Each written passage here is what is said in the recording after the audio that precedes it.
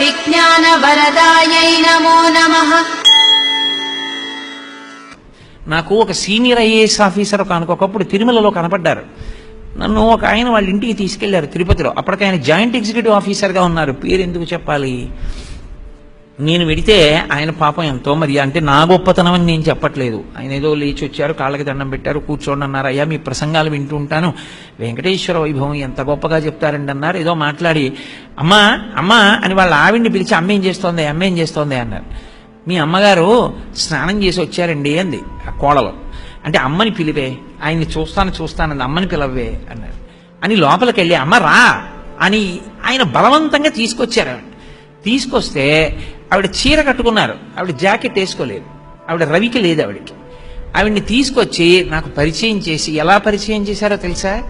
ఆవిడ భుజాల మీద ఇలా చెయ్యేసి మా అమ్మ, నేను శ్రీకాకుళంలో పుట్టానండి, మాకేం తెలీదు, చిన్న ఏరు పల్లెటూళ్ళలో పుట్టా.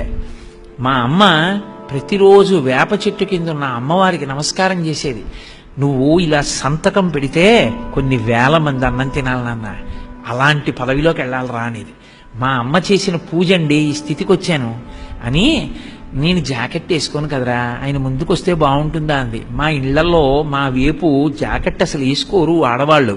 అయినా అండి ఆవిడ నా తల్లి, నాకు అమృత భాండం అండి, అందుకని ఇలా పరిచయం చేశానన్నారు. నాకు నిజంగా కళ్ళమ్మ నీళ్ళు వచ్చాయి ఆయన సంస్కారానికి. అది సంస్కారం. అంతేకాని తల్లిని అలా చూపించడానికి బెంగ పెట్టుకున్నవాడు, ఈవిడ మా అమ్మ అని చెప్పడానికి సిగ్గుపడ్డవాడు, వాడు ఎంత పదవిలో ఉంటే అవడక్కాలి. కొన్ని లక్షల మంది ఉన్నారు, వీడోడు ఉన్నాడు. వీడి పదవి ఎన్నాళ్ళు ఉంటుంది? 60 ఏళ్ళు. మాకురు ధనజన యవ్వన గర్వం హరతి నిమేష కాల సర్వం మాయామయమిదమఖిలం హిత్వ బ్రహ్మవదంతం ప్రవిశ విదిత్వ అంటారు శంకర భగవత్పాదులు. ఈడి చేస్తుంది ప్రభుత్వం కాదు. నువ్వు సంస్కారం గురించి తాపత్రయపడు, నువ్వు పండిపోయి ఎంత 60 కాదు 70 రాని గుర్తు పెట్టుకుని ఇంటికి వచ్చి నీ కాళ్ళకి నమస్కారం చేస్తా. సంస్కారం అనేటటువంటి మాట గొప్పది.